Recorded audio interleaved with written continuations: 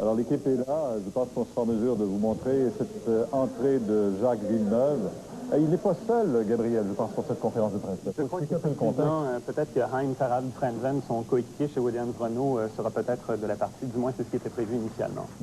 Alors, avec les applaudissements, je suppose qu'il arrive maintenant. Voilà. Ah oui, ils sont là tous les deux.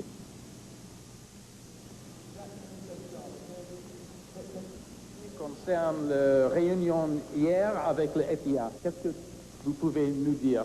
Jack, first of all, the key question, the FIA press meeting yesterday, what can you tell us? Ça concernait surtout le vocabulaire employé, donc qu'il ne faut pas utiliser le mot de Cambronne et tous les mots grossiers tout simplement, donc c'était la raison de cette convocation. C'était un très long voyage pour vous. Comment sentez-vous aujourd'hui? Un petit peu fatigué, mais ça va, il y a tout aujourd'hui pour se reposer, quoi qu'il y ait un petit peu de travail. Mais non, ça devrait aller. Je suis arrivé à Montréal samedi, ce qui m'a donné le temps de m'habituer un petit peu aux horaires, parce que c'est quand même 6 heures de différence avec l'Europe. C'est juste dommage d'avoir dû retourner à Paris quelques jours avant le Grand Prix, mais on nous a prévenu à la dernière minute. J'ai été convoqué à la fin pendant mes essais à Manicourt. C'est là qu'on m'a prévenu que je devais donc retourner sur Paris pour cette convocation, et on avait déjà des trucs d'organiser ici à Montréal. Comment prépare-toi pour cette course? Est-ce que c'est une course spéciale pour toi? Oui, c'est la course la plus spéciale de la saison. Je suis né à 20-30 km d'ici, donc c'est quand même assez spécial. Et bon, déjà tous les endroits francophones, donc même en France, à Monaco, parce que j'ai quand même grandi là-bas, c'est aussi des courses spéciales, mais la plus spéciale c'est Montréal, c'est sûr. Il n'y a qu'un Grand Prix au Canada par an et qu'un Grand Prix en Amérique du Nord par an en fait. Et donc d'avoir un bon résultat ici serait fabuleux. Bon, très motivé. Heinz Harald, your teammate is obviously very motivated to win this on Mon his home coéquipier circuit. How does est that très affect motivé à you? gagner sur le circuit. Comment ça t'affecte? Well, it motivates me as well. Ça me motive tout aussi bien de bien faire sur But cette how does piste. his Mais comment his home circuit ses sentiments affect pour son circuit à la maison, comment ça t'affecte? Well, not really especially. It's a good D'aucune race façon here for spéciale. Jacques. C'est une bonne It's a course race ici in pour his home Jacques, country. dans son propre pays. For me, it's a race Pour moi, like, c'est une course every other comme race toutes les autres, in a Grand Prix. dans un grand prix. And I try to make as much J'essaie points as possible. d'inscrire autant de points que possible. Je sais qu'il y a beaucoup de questions, surtout devant ici. I know there are a lot of questions. Will you come and bring a microphone to these gentlemen in the front, please? Un micro pour les hommes au début, devant, ici. Jacques, deuxième place l'an dernier à Montréal, c'était bien, c'était même très bien. Il faut faire mieux cette année, les gens s'y attendent, tu t'y attends aussi. Est-ce que tu peux te contenter de quelque chose de moins que la première place? L'année dernière, terminer deuxième, c'est bon pour une première saison, c'était bien, mais ici à Montréal, c'était quand même un peu une déception. Donc c'est sûr que tout ce que je veux, c'est la victoire et je vais me battre pour. Mais bon, il va y avoir quand même d'autres pilotes qui vont vouloir gagner. Michael, Heinz, mon coéquipier, et puis plusieurs autres. Donc ça va être quand même très difficile, surtout que c'est pas le genre de piste qui est le meilleur pour la Williams, parce qu'en général, on a une voiture qui est très très bonne dans les virages rapides, et Montréal, c'est surtout des épingles et des chicanes. Mais le matériel est là pour bien se battre. On a été compétitif sur tout genre de circuit cette saison, donc je suis assez impatient de me retrouver sur le circuit. Salut Jacques. Je voudrais te demander ce que tu retires de l'expérience que tu as vécue cette semaine. C'est la première fois que tu te retrouvais dans une situation de te faire donner une tape sur les doigts, comme on dit. Qu'est-ce que tu retires de ça? As-tu l'impression aussi qu'on a essayé de te casser ou de te museler? Non, je crois pas qu'on a essayé de me museler. En tout cas, c'est... Pas quand j'y étais en tout cas, parce que j'ai bien dit que j'allais pas changer mes idées non plus, parce que c'est important d'avoir le droit de dire ce qu'on pense. C'est tout à fait humain, c'est un droit, c'est un privilège, et on peut pas empêcher ça. Donc c'est tout simplement sur le vocabulaire employé. Jacques, il y a encore une espèce d'épée de Damoclès là, qui est au-dessus du Grand Prix de Montréal. On ne sait pas exactement ce qui va arriver avec la législation anti-tabac. Monsieur Ecclestone a dit que si l'Europe allait de l'avant, si certains pays d'Europe allaient de l'avant avec des législations anti-tabac, l'Europe pourrait perdre une bonne partie de ses Grands Prix. Est-ce que dans ce nouveau contexte-là, ta position sur les lois anti-tabac a changé? Ma position sur ce genre de choses a toujours été à peu près la même. Dire, si on a le droit d'acheter quelque chose, je vois pas pourquoi on n'a pas le droit d'en faire la publicité. De toute façon, c'est le libre choix à chacun. Dire, moi, je fume pas, j'ai jamais fumé, j'ai jamais eu envie de fumer non plus. Mais si quelqu'un d'autre a envie de fumer, c'est son problème, c'est pas le mien, tout simplement. Monsieur. Bonjour Jacques. Première chose, j'étais étonné de te voir hier en complet cravate. Je me demande si tu l'as loué. Mais dans un deuxième temps, compte tenu de l'arrivée des nouveaux règlements l'année prochaine, est-ce que le circuit de Montréal va être bien adapté aux nouveaux règlements, les roues, les pneus rainurés, les voitures plus étroites? Le circuit n'aura aucune influence par rapport aux nouveaux règlements. Je pense que là où, d'après les essais qu'on a vus maintenant avec Jean-Christophe Bouillon, qui est notre pilote essayeur, donc qui fait déjà tous les travaux avec la nouvelle réglementation et de la voiture et des pneus, là où il a perdu beaucoup de performance, c'est dans les virages lents. Et dans les virages rapides, où il y a encore des appuis aérodynamiques, les pertes sont très minimes. Oui, monsieur. Là. Ici. Jacques, il y a une question que j'aimerais vous poser. On entendait un petit peu hier dans les médias Schumacher dire si Jacques n'aurait pas 3 courses qu'il n'aurait pas terminées, il serait déjà à 50 points, il n'y aura même pas de course au championnat. Est-ce que vous vouliez élaborer un peu là-dessus? On a perdu quand même pas mal de points. Déjà, il y a eu l'Australie, où ma course s'est arrêtée après quelques centaines de mètres, et on avait une voiture fabuleuse. Donc ça a été des points qui ont été jetés à la poubelle. Ensuite, il y a eu Imola, où on a eu un micro-switch sur le levier de vitesse qui s'est fêlé. Donc ça, c'est un morceau à 2 sous qui a cassé, donc c'est un peu dommage, mais ça coûte quand même beaucoup de points. Sinon, la course où on a fait une grosse erreur nous-mêmes, on a fait une grosse bévue, c'est Monaco. On a pris un risque qui ne valait pas la peine, surtout qu'on partait devant la grille. C'est le genre de risque qu'on prend si on part dans les dernières lignes. Ça peut payer, mais devant, c'est un risque qui ne vaut pas la peine, et on l'a quand même pris, donc ça, c'était très stupide. Et ce sont les seuls points qu'on a jetés nous-mêmes vraiment à l'eau. Oui, Stan. Coming into Formula One, you Depuis ton arrivée en Formule 1, have been a breath of fresh air to the sport.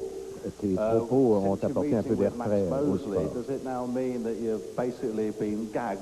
Est-ce qu'on peut dire qu'on a tenté de te bâillonner et de faire de toi un robot de la Formule 1? Non, on ne m'a pas demandé de changer mon point de vue ou d'arrêter de l'exprimer, seulement de choisir de meilleurs mots quand ça vient à des mots un peu grossiers qu'on doit utiliser à la maison, en principe seulement. C'est la raison pour laquelle j'ai été convoqué à Paris. Je ne sais pas si mes dires les agacent ou non, mais il s'agit de ne pas dire que les règlements sont stupides, des choses comme ça va. Alors, il s'agit de penser un peu mieux à ce qu'on dit. Plutôt que de parler en quittant l'automobile quand on est tout excité, on ne pense pas correctement. De toute façon, ce serait peut-être mieux de prendre une grande respiration, parler un peu plus lentement et penser un peu plus aux mots qu'on utilise. Mais si tu as quelque chose à dire, tu vas encore le dire. Oui, définitivement. La raison pour laquelle j'ai parlé ouvertement, c'est parce que je croyais en quelque chose qui est important pour moi en ce qui concerne la course. Ça pourrait ne pas avoir la même importance pour d'autres conducteurs, d'autres pilotes ou des gens qui font partie de la course de la Formule 1. Ils pourraient même être heureux que j'aille un peu moins vite dans mes propos. Ce qui est important pour moi, c'est ce qu'on obtient des véhicules cette année, et ça ne va pas changer. Le fait que je parle parle ouvertement. La clé l'an dernier pour la course, c'était probablement ta stratégie d'arrêt au puits utilisée par toi et Damon Hill. Est-ce que tu peux nous donner une idée si cette année ce sera un arrêt au puits ou deux? Et comment vois-tu la stratégie des arrêts au puits? L'an dernier, je n'ai pas gagné, alors c'était la mauvaise stratégie. Mais je crois que la place du gagnant ou la deuxième position dépend beaucoup des qualifications. Il y a eu quelques centièmes de seconde là. Et c'était le départ tout autant. Si j'avais été premier dans les premiers tours, Damon serait resté derrière moi pendant 20 tours. Alors ça ne tenait que par une ficelle. Si tu étais seul sur la piste, le plus rapide peut peut-être se permettre 2 arrêts, mais parfois il faut risquer un peu. Et si tu acceptes de risquer le départ, c'est payant et c'est ce qu'on a essayé l'an dernier.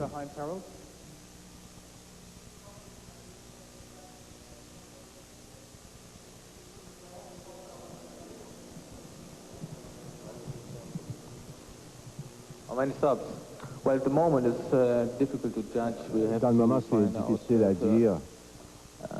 Nous devons voir d'abord quelle est la situation des pneus. Est-ce que les pneus peuvent se contenter d'un arrêt? La durée de vie des pneus, présentement, c'est difficile de faire des prédictions. Les autres questions, s'il vous plaît. Jack, I was just wondering how important was it for you to do well here in Canada? Je me demande jusqu'à quel point c'est important pour toi de bien performer ici au Canada. C'est très important. C'est la course la plus importante pour moi, personnellement, pas pour le championnat. Mais pour moi, c'est important d'avoir de bons résultats. Les espoirs, les attentes sont très élevées. Particulièrement avec la saison qu'on a eue, nous sommes l'équipe la plus compétitive, autant en qualification qu'en course. Alors les attentes sont tellement élevées que je ne crois pas qu'on accepterait autre chose qu'une victoire. Mais indépendamment de ce que les gens croient, personnellement, je serais très déçu si les résultats étaient mauvais. Alors je vais vraiment donner mon meilleur coup et j'espère que ce sera mieux que l'an dernier, mais ce sera très difficile parce que la compétition est très forte. Concernant ta prise de position sur les nouveaux règlements l'an prochain, est-ce que tu as senti un appui de la part des autres pilotes de F1? Ça commence tranquillement. C'est sûr qu'en parlant avec les autres pilotes directement, à part 1 ou 2 pilotes, ils sont tous d'accord. C'est juste dommage qu'il n'y en ait pas beaucoup qui aient osé le dire à voix haute. Mais Michael a commencé à m'appuyer un petit peu. Panis a aussi souvent dit la même chose. Bouillon aussi, puisque c'est lui qui fait tous les essais. Malheureusement, il n'y a pas beaucoup de pilotes qui ont le droit de dire ce qu'ils pensent ou qui vont être écoutés de toute façon. Donc, c'est dommage que des pilotes comme Damon, par exemple, qui est le champion en titre, qui descend un petit peu nos arguments. Oui, monsieur. Jacques, I know you've been racing in Europe, but as you watch towards North America, you see Patrick Carpentier, quand tu regardes vers l'Amérique du Nord, tu vois Patrick Carpentier, Greg Moore, Paul Tracy. Tu as connu ce système-là. Qu'est-ce que tu penses du système canadien qui développe autant de talent dans le monde? Quand tu vas de 30 degrés à 40 sous zéro, ça te rend plus fort, je sais pas. Je ne sais pas, le Canada, c'est un grand pays, mais c'est une petite population. Et tu as les États-Unis juste à côté avec 10 fois plus de gens. J'imagine qu'il faut se battre davantage et c'est comme ça qu'on grandit, qu'on est élevé quand on grandit en campagne, ce que la plupart des gens font au Canada. Quand j'étais au Canada, j'étais dans les milieux ruraux. Quand les sports sont concernés, c'est un grand avantage. Mais quand tu grandis et qu'on te laisse à tes propres jouets, quelques morceaux de métal, et tu mets un moteur de tondeuse à gazon là-dedans, je ne sais pas, enfin, ça fait de toi quelqu'un de différent. C'est peut-être ce qui t'aide ou qui aide la plupart des coureurs québécois canadiens maintenant. Est-ce que les nouveaux règlements en Formule 1 pourraient vous amener éventuellement à repenser votre participation à F1? Long terme, oui. Court terme, pas vraiment, parce que je viens juste d'arriver en Formule 1. J'ai consacré beaucoup de temps, beaucoup de travail. Il faut quand même en tirer le fruit. Disons que l'amour que j'ai pour le sport maintenant, qui est donc la vitesse pure, les sensations fortes qu'on en retire, la compétition, il y en a une partie de ça qui serait enlevée. Et peut-être que ça deviendrait encore plus une business et moins un plaisir propre. Des autres questions, oui. Jacques, what would you do if the regulations did qu'est-ce que tu ferais si les règlements changeaient effectivement? Les règlements que tu n'aimes pas. Well, I would enjoy it less to start with, I reckon. J'aimerais moins. I could be wrong. Je pourrais me tromper. On verra l'an prochain. The thing is, now I really love the sport for the Mais speed you get out of it, the maintenant, big j'aime rush, vraiment le sport pour la vitesse qu'on obtient, la compétition, et toujours pousser ses limites. Quand on fait un très bon tour, très rapide, et qu'il faut dire à ton pied de rester au fond, et que d'une façon quelconque, ton pied ne cesse de lever, c'est là que tu dois dépasser cette limite, et c'est là que tu as le plus de plaisir. Bon, ce côté-là va disparaître un peu, alors j'imagine que ce sera moins un plaisir et plus une business. Et j'imagine que les courses seraient comme cela. Mais tu n'envisagerais pas de démissionner ou de retourner à l'Indy. Ça aurait une influence à long terme. À court terme, non, pas vraiment, parce que je viens tout juste d'arriver en Formule 1. J'ai consacré beaucoup de temps, beaucoup d'énergie, j'ai travaillé fort. Alors il faut récolter les fruits. Pour récolter les fruits. S'il te plaît. Schumacher, dans une interview publiée en Allemagne, il a dit que Ferrari n'a pas beaucoup de chance de lutter pour le championnat cette année, que toi, tu devrais avoir 50 points. Ça, c'était la normalité. Qu'est-ce que tu penses? Il n'y a aucun rival qui peut demander le championnat? Je crois que tout notre ensemble, Williams, Renault, on a une très bonne chimie. Et Ferrari, c'est sûr qu'ils se rapprochent de nous, ils font des progrès, mais on a encore une petite marge d'avance. Mais ça risque de bien changer. Et puis ça dépend un peu de ce qui se passe avec mon coéquipier aussi. Si on commence à se battre à chaque course et on s'enlève des points, ça peut aider Michael aussi.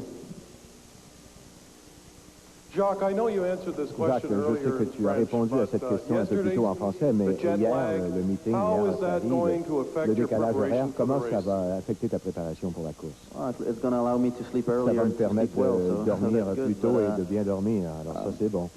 There's a full day today, there's a little bit of work, and you get right into it, and then it's just business as usual. Alors c'est comme à l'habitude. Une journée comme une autre.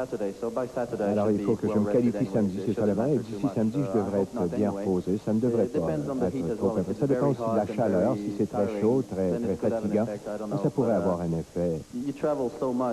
On voyage tellement, à tous les 2 ou 3 jours on prend un avion de toute façon, alors on s'habitue. Jusqu'à maintenant, Heinz Harald, vous n'avez marqué que 10 points. Vous êtes 20 points derrière votre coéquipier, 17 points derrière Schumacher. Vous devez sentir la pression. En Formule 1, il y a toujours de la pression. Ce sont des affaires courantes, des affaires normales. Mais le plus important, c'est d'accepter la situation dans laquelle tu te trouves et d'essayer de faire de son mieux pour réussir. Jacques, je reviens sur la première question, et à défaut d'un meilleur mot, la pression, le fait de devoir gagner à Montréal, comment deals-tu avec la pression, et est-ce que ça enlève un peu du plaisir de la compétition, de sentir cette pression supplémentaire? Déjà, devoir gagner à Montréal, je le dois à moi-même en partant. Puis la pression, il y en a toujours, j'en ai toujours eu depuis que j'ai commencé à courir, et en général, les courses où il y a eu le plus de pression, ce sont celles qui se sont le mieux déroulées, comme l'année en Atlantique, la course où il y a eu le plus de pression, c'était à Montréal, et elle s'est très bien déroulée. Bon, l'année dernière, c'était pas si mal non plus, pour une première fois en Formule 1 ici. Donc je suis assez confiant, mais c'est quand même une bonne pression, parce que l'année passée, la pression qu'il y avait en général, un petit peu partout, c'était une pression de devoir prouver que les gens avaient tort, de devoir prouver que oui, je pourrais arriver de la Formule Indy et d'être compétitif en Formule 1. Tandis que cette saison, la pression est différente, c'est plutôt une pression de montrer aux gens qu'ils ont raison. Donc c'est peut-être un petit peu plus facile. Yes, at the back. Derrière? Oh, yes, Jacques, Jacques, je me demande, te rappeler à Paris en plein milieu de la semaine, est-ce que tu considères que ça, c'est une sorte de punition de te faire aller et revenir pendant la semaine où tu cours dans ton pays natal? Est-ce que c'était une punition? Je ne sais pas pourquoi c'était mercredi de cette semaine. Je ne connais pas les raisons derrière, mais c'est à ce moment-là que se tenait la rencontre et il faut y aller. On n'a pas grand-chose à dire, c'est comme ça. Mais ça aurait été été mieux la semaine avant ou la semaine après Montréal. Parce que les commentaires, je les ai faits il y a quand même un certain temps. Et on m'avait déjà fait parvenir un message avec lequel j'avais utilisé ces mots-là. Alors j'ai cessé d'utiliser ces mots-là un peu avant, de toute façon. Alors, j'ai parlé comme ça quand j'étais... Au moment où c'est sorti, j'étais vraiment agacé. Quand tu es agacé, il y a des choses que tu dis qui... un peu trop vite, avant d'y penser. Mais j'ai cessé d'utiliser ces mots depuis un bon moment. Il y a eu quelques traductions par la suite. Il y a eu des traductions d'entrevues que j'avais fait avant. Alors, oui, c'est agaçant que ça arrive aussi tard, mais maintenant c'est fait et ça ne devrait pas se produire à nouveau. Jacques, l'an dernier, à ce moment-ci, vous travaillez encore avec votre relation avec Jack Clear, que l'automobile n'était pas encore comme vous l'auriez aimé. Vous pouvez nous dire si ça a changé et de quelle façon ça a changé, et vos contacts, votre relation avec les gens dans l'équipe. Et comme sous-question, est-ce que Heinz Harald obtient lui aussi l'automobile comme il la veut, ou si ça prend du temps? Mais ça prend un certain temps à construire une bonne relation avec un ingénieur, surtout quand tu arrives dans une équipe qui est déjà établie. Quand tu arrives dans une équipe où un pilote est là depuis 5 ans, l'automobile a été conçue selon ses besoins. Alors évidemment, toi tu prends place à bord de l'auto et on dit que c'est une des automobiles les plus rapides, mais ça prend un bout de temps pour imposer ses vues, son point de vue, sa vision des choses. Au début, on te permet de prouver que tu n'as pas raison, mais finalement, tu arrives à prouver que tu as raison, et là, on t'écoute davantage. Alors là, maintenant, la relation est très bonne. Depuis la dernière moitié de la saison, l'an dernier, on nous a laissé davantage prendre d'initiative, s'occuper de notre véhicule, et la performance a été meilleure. Au début de la saison, on a conçu des pièces de l'automobile pour mes besoins. Et maintenant, j'ai un assemblage qui me satisfait entièrement. On change de petites choses, mais essentiellement, c'est toujours la même chose. Alors, c'est très important que la chimie fonctionne. C'est ce qui te permet d'être compétitif sur chaque circuit. Je crois que Jacques a répondu à la question à 99%. C'est la même situation pour moi, d'arriver dans une nouvelle équipe, d'être un nouvel arrivant dans une équipe, essayer de trouver les ingrédients qui font que l'automobile fonctionne comme tu le désires, adapter ton style à la nouvelle voiture et d'établir une relation avec les ingénieurs, de voir ce qu'on peut prouver, comment on peut le prouver. C'est l'ajustement. Ça prend un certain temps pour s'ajuster. Combien de temps? Parfois, ça n'arrête jamais.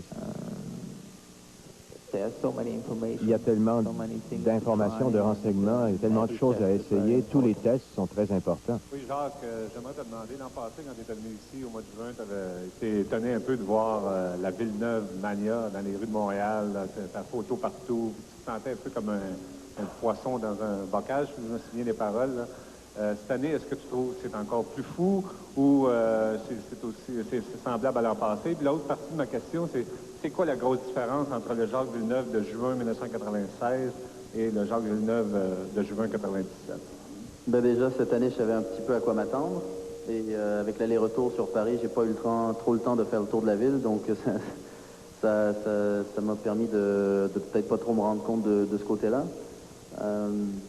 La différence entre l'année dernière et cette année, c'est, bon, déjà, j'ai plus de confiance, c'est sûr. Avec l'équipe, avec moi-même, avec l'auto, on travaille mieux. Je sais qu'on arrive ici avec en connaissant notre matériel, avec des valeurs connues. L'année passée, j'étais toujours en train de rechercher un petit peu les réglages, comme Heinz le fait cette année. Et donc, tu n'étais jamais sûr de ce qui va se passer. Déjà, je connaissais un petit peu la piste en Formule Atlantique. Je l'avais faite une seule fois. Mais c'est pas pareil lorsqu'on change de voiture. Cette année, j'arrive en connaissant la piste, en connaissant très bien la voiture, en sachant qu'on va avoir d'entrée une voiture compétitive et donc je vais pouvoir me concentrer sur les limites des freinages et le peaufinement des réglages qui donnent peut-être les 2-3 dixièmes mais qui sont suffisants pour rester devant. Another question. Encore des questions? Oui. Jacques, vorrei porti delle domande in italiano. Vorrei che tu ci facessi sapere cos'è la decisione che hai avuto in italiano per i nostri telespettatori di Telitalia ieri a Parigi, per favore. Niente, solo che ci sono parole che si devono tenere a casa, che non si... Bon, voilà, Jacques Villeneuve qui poursuit sa conférence de presse en italien cette fois et il doit commenter, on l'a compris très bien, pour la communauté italienne, son voyage aller-retour hier et ce blâme qu'il a reçu à Paris de la Fédération internationale automobile. Michel Chabot, alors Jacques Villeneuve, on le sent très en confiance, même s'il est un peu fatigué, là, il l'admet, mais vraiment il a hâte à cette course de samedi, de dimanche. Oui, et je pense qu'il l'a très bien dit, on ne se contentera de rien de moins qu'une victoire, parce que cette année, on s'attend à ce qu'il soit gagnant. L'année dernière, il avait terminé deuxième à 4 secondes à peine de Damon Hill. Et cette année, vraiment, il vise la victoire et rien de moins. Bon, je vais vous laisser aller vous préparer et puis nous sortir un extrait pour le bulletin de nouvelles parce qu'on va vous retrouver tantôt. Je vais avec Gabriel Gélina maintenant. Gabriel, il l'a souligné, quand même, il y a une très bonne voiture entre les mains. Ça donne confiance à un coureur automobile. Surtout aussi du fait que c'est sa deuxième saison avec cette équipe-là. Il a expliqué que l'an dernier, lorsqu'il s'est pointé à Montréal, il était un petit peu à la recherche de bien connaître sa voiture. Maintenant, il est sûr de lui, il a confiance en ses moyens, il connaît bien son équipe, bien intégré à l'équipe. Et ça lui donne une dose de confiance additionnelle. Gabriel, il a quand même beaucoup de respect pour la Fédération automobile, bien qu'il ne connaît pas pour quelle raison on l'a fait venir cette semaine plutôt que la semaine dernière ou la semaine prochaine, parce qu'il relate cet article-là qui est quand même pas d'hier.